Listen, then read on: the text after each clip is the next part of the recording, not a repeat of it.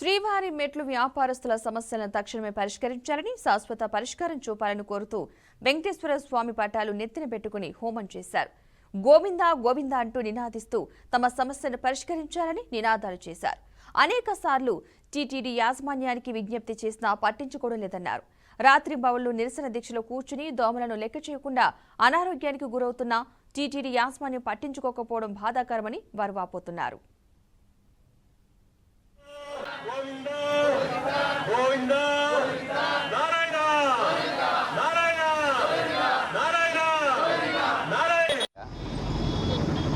శ్రీవారి మెట్లు వ్యాపారుల సంఘం నిరసన దీక్షలు చేపట్టి ఈరోజు 4వ రోజు జరుగుతుంది.